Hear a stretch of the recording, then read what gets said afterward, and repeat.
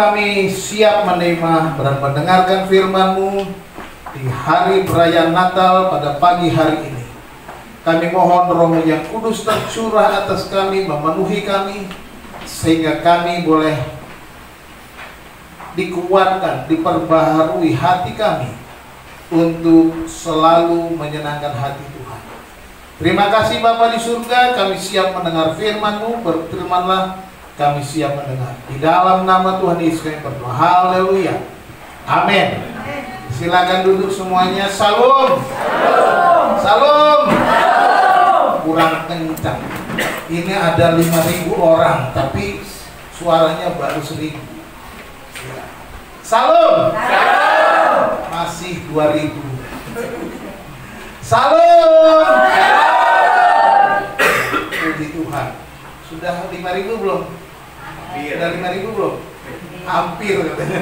Begitu. Hari ini kita merayakan Natal. Puji Tuhan. Selamat hari Natal. Ya. Saya percaya saudara semuanya bersukacita hari Natal ini. Amin. Ya. Hari ini kita bersama-sama akan mendengar firman Tuhan. Kita baca firman Tuhan. Siapkan jalan untuk Tuhan. Nah, firman Tuhan hari ini sesuai dengan tema kita. Temanya buka hatimu bagi Sang Juru Selamat. Ya. Firman Tuhan dari kitab Nabi Yesaya pasal 40 ayat yang ketiga sampai ayat yang kelima.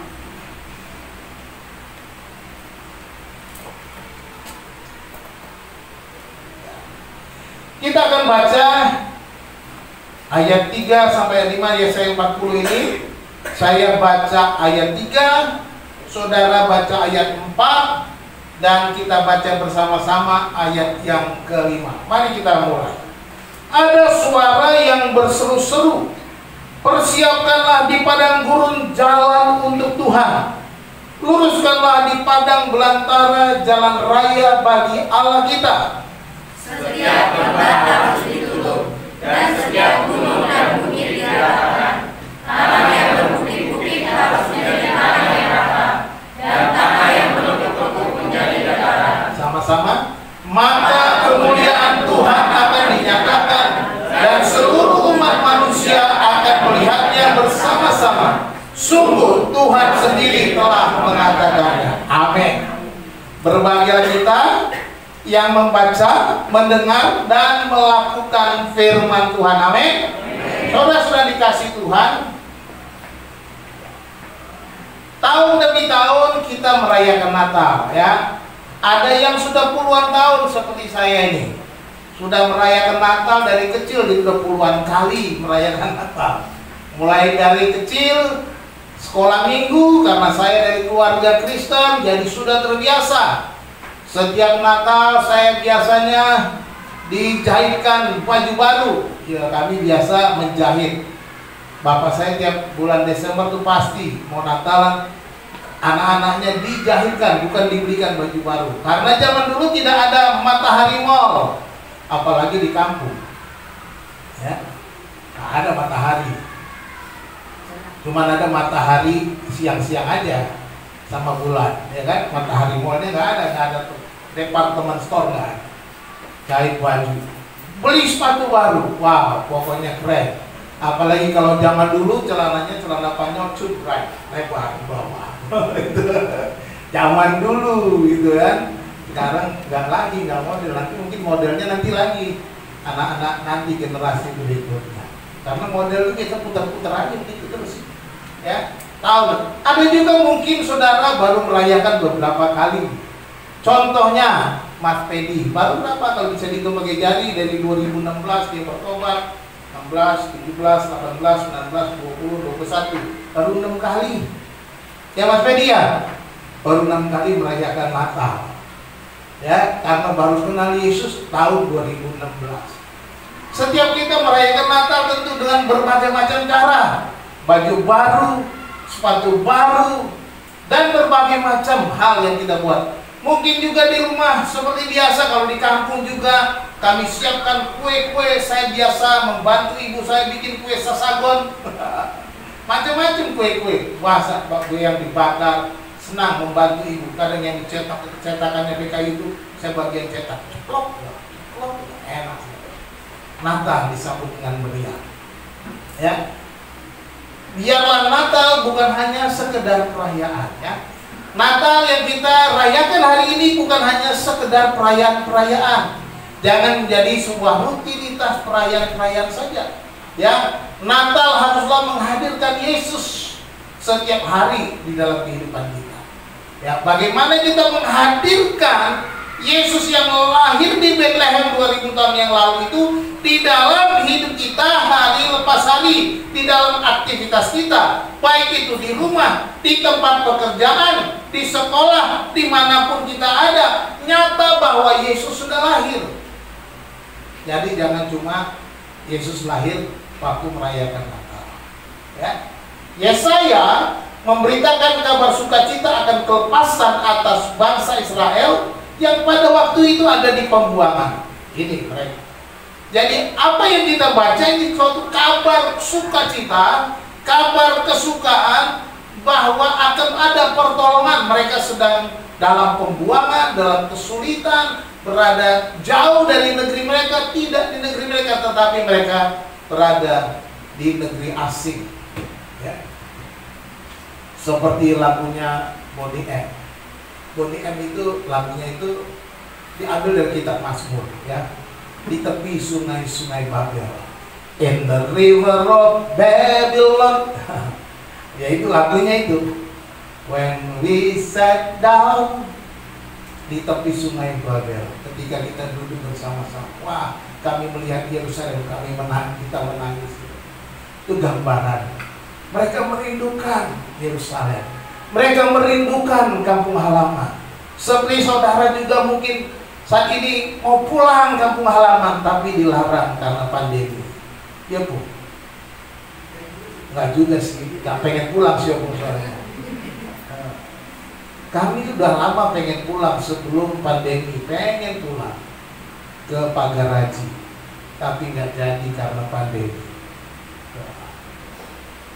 Saudara-saudara dikasih Tuhan, kami kan perjalanan Natal tahun 2019 itu, 2020 mau Natal di Pagaraji, ya, di kampung halaman, tapi nggak jadi karena tiba-tiba pandemi, ditunda. Kerinduan bagi bangsa Israel akan keselamatan, akan pembebasan. Nabi-nabi sudah berbicara bahwa akan ada keselamatan, akan datang Mesias, akan datang Juru Selamat, akan datang seorang pahlawan yang akan membebaskan mereka dari belenggu penjajahan dan mereka akan kembali pulang ke kampung halamannya. Ini menjadi satu kerinduan dan Yesaya 40 menggambarkan bahwa mereka akan bersukacita, mereka akan bersorak-sorak. Ya. Jadi mereka harus mempersiapkan diri untuk keselamatan dari Tuhan. Nah, saudara-saudara dikasih Tuhan, bagaimanakah kita dapat mempersiapkan diri untuk Tuhan? Itu yang menjadi pertanyaan. Nah, pesan Natal hari ini adalah kita mau mempersiapkan diri untuk Tuhan. Itu sebabnya judulnya siapkan jalan untuk Tuhan.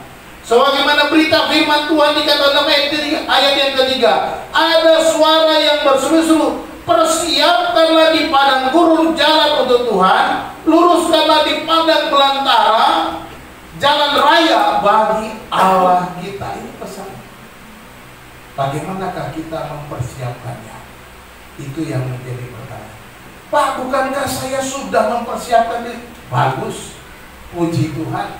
Tapi mari kita melihat kembali apakah pesan-pesan yang disampaikan firman Tuhan kepada kita pagi hari ini. Yang pertama, kita harus membuka hati.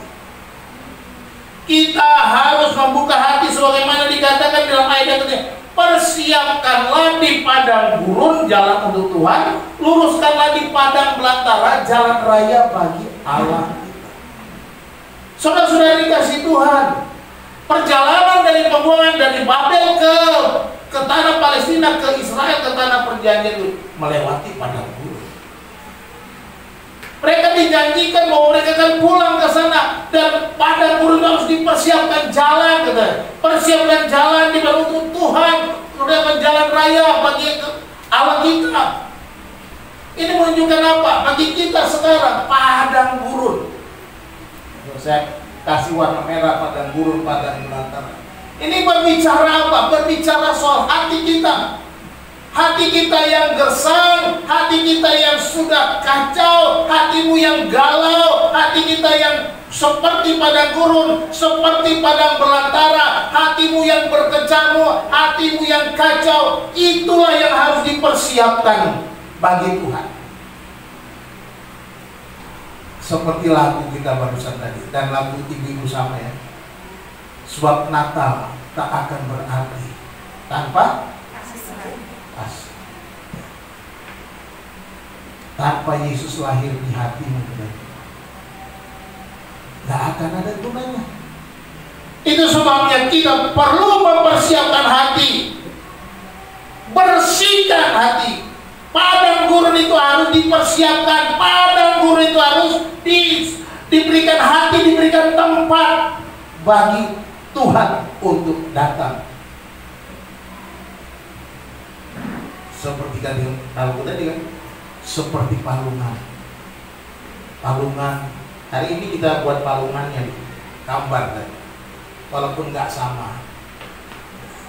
Palungan di mana Yesus diletakkan, dibungkus dengan lampin. Ya. Demikianlah hati kita menerima kelahiran Yesus, membuka diri seperti palungan itu.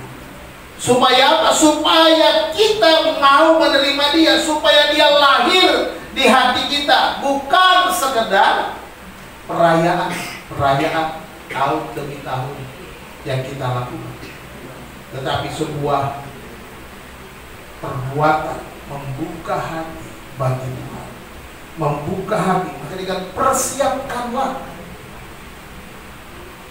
Hati kita perlu disiapkan. Tanpa kita mempersiapkan hati kita, dia nggak akan mau. Yesus berkata di dalam Wahyu pasal 3 ayat yang ke-20. Wahyu pasal 3 ayat 20. Yang bawa Alkitab silakan baca. Wahyu pasal 3 ayat 20. Yesus berkata apa? Tolong satu orang baca yang keras, yang kencang. Lihat, aku berdiri di buka pintu dan mengetuk. Jikalau ada orang yang mendengar suaraku dan membukakan pintu, aku akan masuk mendapatkannya, dan aku makan bersama-sama dengan dia, dan ia bersama-sama dengan aku. Amin, haleluya. Yesus berkata, lihat, aku berdiri di buka pintu dan mengetuk. Yesus mengetuk setiap hari. Barang siapa membukakan pintu, dikatakan apa? Aku akan masuk mendapatkannya, dan aku akan makan bersama-sama dengan dia. Ada persekutuan.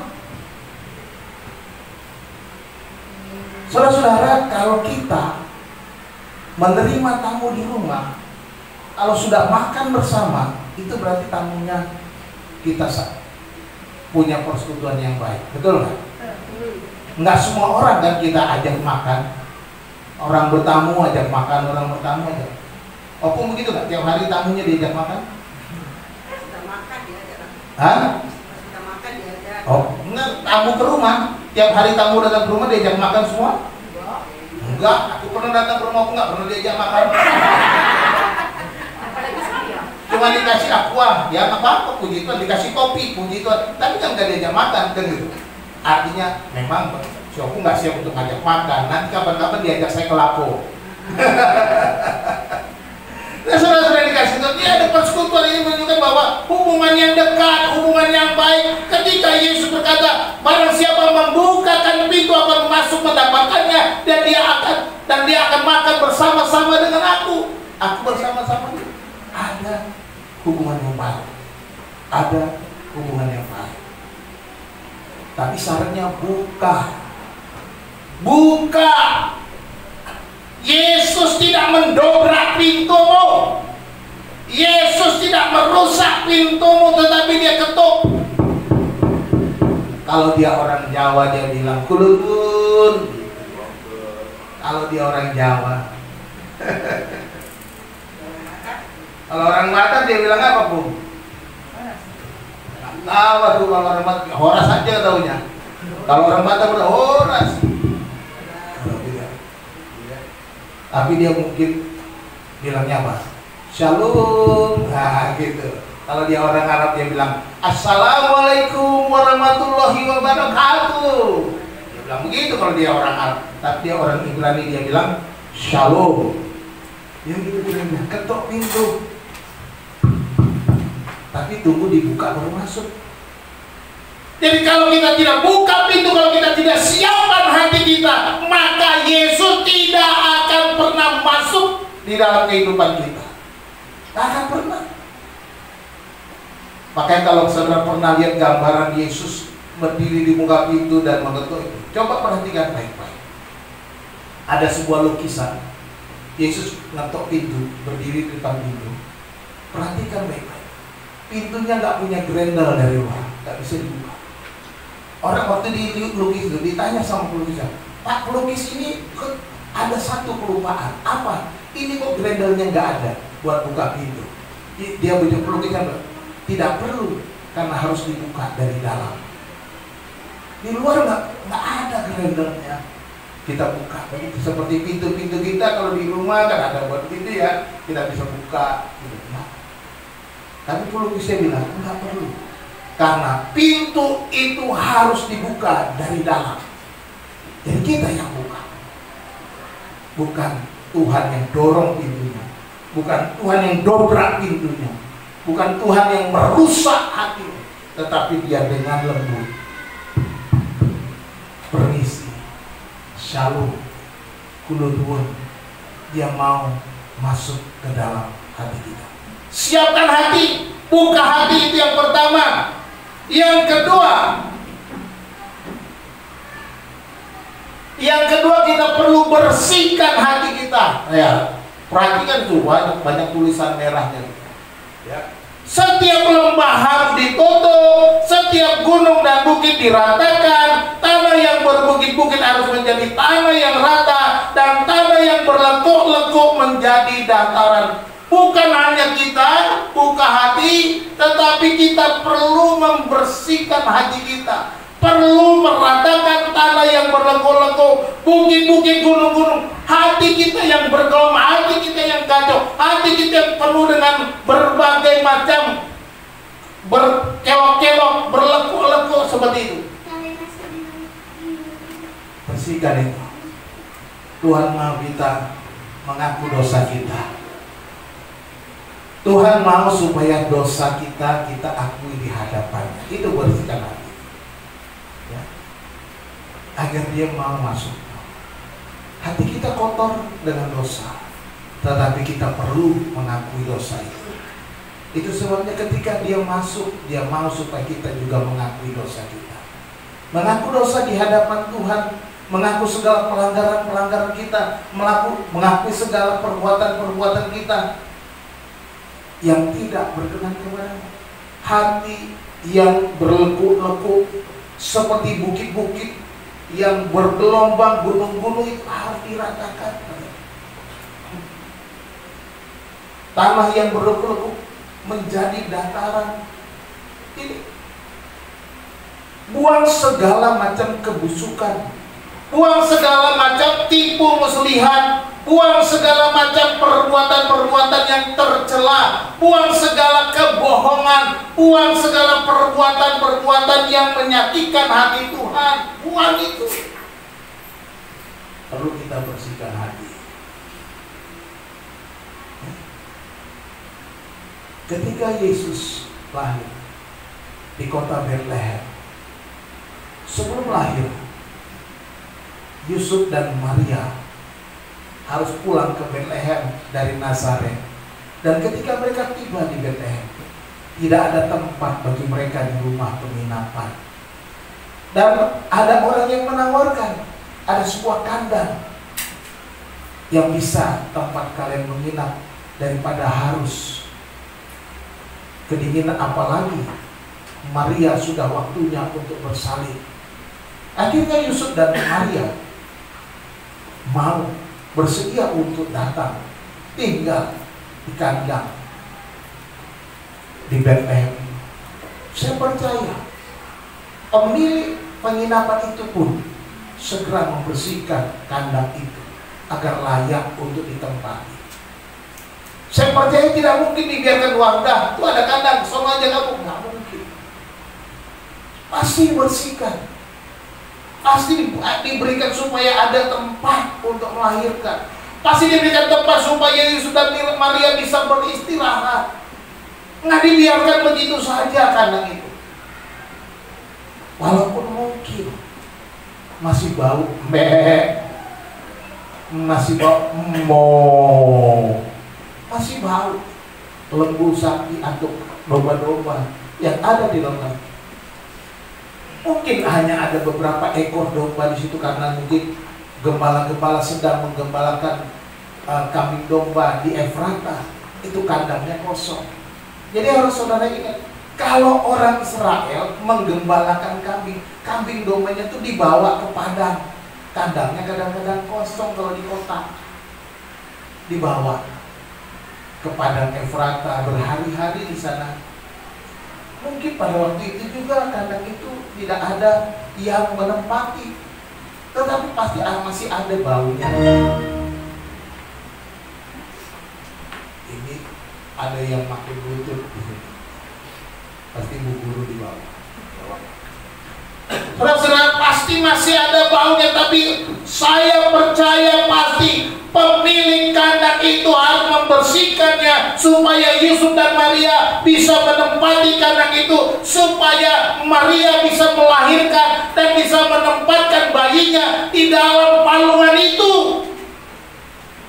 Itu sebabnya saudara dikasih Tuhan, kita juga harus membersihkan hati kita.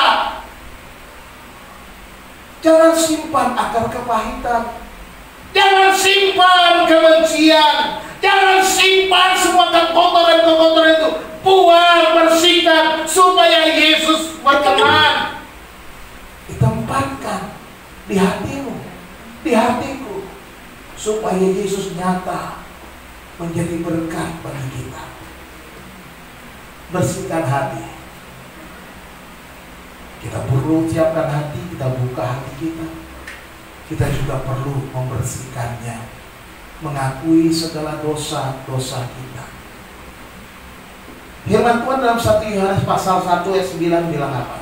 Satu orang lagi tadi, ibu-ibu yang baca, sekarang saya mau bapak-bapak yang baca atau laki-laki. 1 Yohanes pasal 1 ayat 9, silakan dibaca. Masih ada laki-laki di sini? Ayo tunjukkan laki-lakimu. Mari, jangan malu-malu. 1 Yohanes 1 ayat 1 Yohanes ya. Jika kita mengaku dosa kita, maka Ia adalah setia dan adil, sehingga Ia akan mengampuni segala dosa kita dan menyucikan kita dari segala kejahatan. Amin. Jika kita mengaku dosa kita, kata firman Tuhan, maka Ia adalah setia dan adil, dan Ia akan mengampuni kita dari segala dosa, menyucikan kita dari segala kejahatan kita. Amin. Allah kita mengampuni kita. Seberapa besar, seberapa berat dosa kita, tidak ada dosa yang tidak diampuni Tuhan kecuali satu, katanya, menghujat Roh Kudus. Itu kata firman Tuhan. Kalau kita menghujat Roh Kudus, tidak ada lagi pengampunannya. Wah, menghujat Roh Kudus itu apa? Menghujat Roh Kudus adalah tidak mengakui Yesus sebagai Tuhan dan Juru Selamat. Itu saja, titik. Kalau engkau tidak mau mengakui Yesus Kristus sebagai Tuhan dan Juru Selamat, sama dengan menghujat Roh Kudus, menolak firman Tuhan. Sebab Roh Kudus datang untuk memberitakan, menyatakan firman Tuhan. Oh, Yesus sudah lahir menjadi Juru Selamat kita. Amin. Jadi perlu kita bersihkan hati dari dosa. Yang ketiga ayat yang kelima, kita harus memuliakan Tuhan. Buka hati, kita bersihkan, dan akhirnya tujuannya kita siapkan jalan untuk Tuhan adalah untuk memuliakan siapa?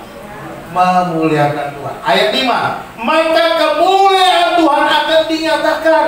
Kalau engkau sudah buka hatimu, engkau sudah bersihkan hatimu, maka kemuliaan Tuhan akan dinyatakan, dan seluruh umat manusia akan melihatnya bersama-sama. Sungguh Tuhan sendiri telah mengatakan, muliakan Tuhan. Mulia, sembah Raja mulia, ya Raja yang mulia.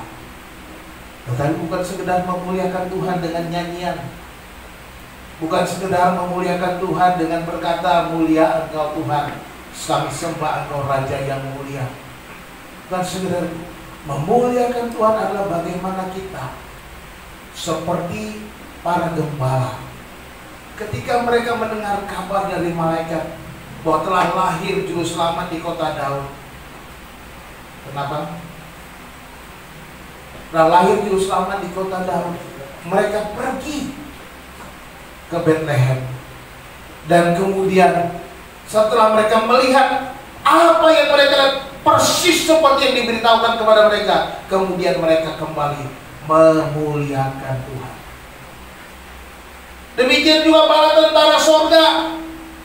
Para tentara surga ketika mereka memberitakan kabar kesukaan itu kepada para gembala, kemudian para tentara surga turun dan berkata, kemuliaan bagi Allah di tempat yang maha tinggi. Jadi ada pujian malaikat, ada pujian para gembala. Makanya diciptakanlah lagu Joy to the World, ya. Kesukaan bagi dunia, Tuhan sudah datang. Tuhan sudah datang. Bumi terimalah Rajamu, sediakan tempat bagimu. Sekalian nyanyilah, sekalian nyanyilah, sekalian orang bernyanyilah. Semua bernyanyi. Mari kita memuliakan Tuhan. Hanya bukan sekedar kata-kata, tetapi dengan perbuatan. Muliakan Tuhan dengan perbuatan kita, dengan sikap kita. Sesudah kita bersihkan hati mengaku dosa, kita harus memuliakan Tuhan dengan perkataan, dengan perbuatan. Bagaimana kata dan perbuatan sama. Jangan seperti iklan itu, katakan tidak pada korupsi, padahal korupsi. Jangan seperti iklan itu. Harus sama, katakan tidak pada korupsi, harus betul-betul tidak korupsi. Pak, saya kan tidak korupsi, saya bukan anggota DPR. Halo. Dengar baik-baik, saudara mungkin bukan anggota DPR. Jangan pikir saudara nggak pernah korupsi. Jangan-jangan saudara sering korupsi. Satu, ngaku. Saudara dikasih waktu sehari berapa jam? 24 jam. Siapa yang kasih? Tuhan. Terus saudara pernah nggak melenceng, korupsi waktunya Tuhan? Oh, korupsi juga berarti. Ternyata kita semua pernah korupsi. Korupsi waktunya Tuhan. Kita pakai buat kesenangan duniawi kita. Kan korupsi namanya. Itu simpelnya. Mungkin kita nggak korupsi uang. Kalau saudara kerja di kantor, nggak pernah korupsi, mungkin nggak pernah korupsi, puji Tuhan, haleluya. Tapi saudara sering pulang kantor bawa kertas 10 lembar hari ini, besok 10 lembar, besok 10 lembar, lumayan buat di rumah. Korupsi nggak itu? Korupsi. Orang punya kantor kok dibawa pulang. Kecuali saudara minta sama bos-bos, saya bagi kertasnya ya 10 lembar buat anak saya ntar di rumah. Oh silakan, kata bosnya, bawa. Itu minta namanya. Tapi kalau cuma 10 lembar saudara kan bisa beli di warung. Masa saudara kalau 10 lembar saudara mesti korupsi? Itu korupsi. Ya, jangan pindahkan barang-barang kantor ke rumahmu. Itu korupsi. Jangan bawa panci ke rumahmu. Itu korupsi. Padahal panci kantor. Ya, jangan.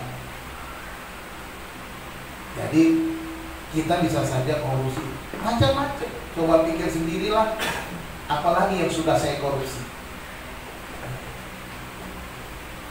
Malas gereja, itu udah korupsi waktunya Tuhan, tadi kan udah waktunya. Ya, korupsi. Tuhan sudah bilang ingat dan kuduskan hari Sabat, tapi saudara asiknya mancing. Ada yang mancing dari sini. Mana bapaknya? Lagi mancing, Popul. Oh, lagi mancing. Bagaimana pula itu? Ya, waktunya Tuhan, tapi pergi mancing. Lebih senang pakai wah happy. Padahal waktunya Tuhan. Buat yang pergi gereja dulu cari Tuhan dulu. Habis pulang gereja mau mancing kayak terserah dah. Yang penting buat Tuhan dulu yang pertama. Ya. Kemana Bapak kok nggak datang gereja? Oh ada orderan pun. Aduh ada orderan lagi. Ya. Korupsi itu namanya. Jadi jangan kita bilang memuliakan Tuhan kalau masih korupsi. Kita mau berubah. Amin. Kita harus memuliakan Tuhan. Muliakan Tuhan selama hidup kita. Muliakan Tuhan sepanjang hidup kita. Agar kita benar-benar bisa menerima Yesus dengan sukacita. Maka dikatakan dalam ayat dia di dalam ayat ketiga dia ada suara yang berseru-seru, ya, gambaran semua orang. Kita mau membuka hati, membersihkan hati, dan memuliakan Tuhan. Ya. Jadi yang ini sebagaimana, jadikan hatimu palungan bagi kelahiran Yesus agar dia hadir dalam hidup, gitu ya. Seperti palungan tadi lagu kita tadi ya, seperti palungan, seperti emas perak, emas kemenyan dan mur. Kita memuliakan Tuhan, kan begitu ya. Jadikan hati kita untuk Yesus hadir di dalam hidup kita. Kemudian hiduplah dalam kekudusan, buanglah iri, buanglah benci, buanglah semua akar-akar kepahitan, supaya itu tidak menghalangi berkat Tuhan, supaya tidak menghalangi Tuhan bekerja di dalam hidupmu, supaya rumah tanggamu semakin diberkati, supaya masa depanmu semakin baik, supaya cita-citamu tercapai. Perlu kita buang itu semua. Dan yang ketiga, muliakan Tuhan dengan segala yang kita miliki, baik dalam perkataan maupun dalam perbuatan. Muliakan Tuhan apa saja, dengan bahkan juga dengan harta kita muliakan Tuhan. Ya, jangan lupa memuliakan Tuhan dengan harta kita juga. Memang itu firman Tuhan juga. Muliakan Tuhan dengan hartamu, dengan apa yang kamu miliki. Kiranya Tuhan Yesus memberkati kita semuanya. Kita berdoa, kita bersatu berdoa. Bapa Surgawi, terima kasih. Kami sudah mendengarkan berita Natal pada hari ini, pesan Natal bagi kami, supaya kami buka hati kami untuk Yesus sungguh-sungguh hadir di dalam hidup kami. Kami bersihkan hati kami supaya Engkau layak Tuhan menerima kami. Kami percaya Engkau mengampuni segala dosa yang kami akui di hadapan-Mu ya Tuhan. Dan berikan kami kemampuan untuk melepaskan pengampunan, melepaskan kasih, melepaskan segala kebaikan-kebaikan bagi sesama kami ya Tuhan. Dan ajar kami untuk memuliakan Engkau dengan setiap perkataan kami, dengan setiap perbuatan kami, bahkan dengan harta kami. Kami boleh memuliakan dengan apa yang kami miliki. Bagi Tuhanlah kemuliaan, kebesaran, dan kejayaan. Terima kasih Bapa di surga, terpujilah nama-Mu. Hanya di dalam nama Tuhan Yesus kami sudah berdoa. Haleluya. Amin.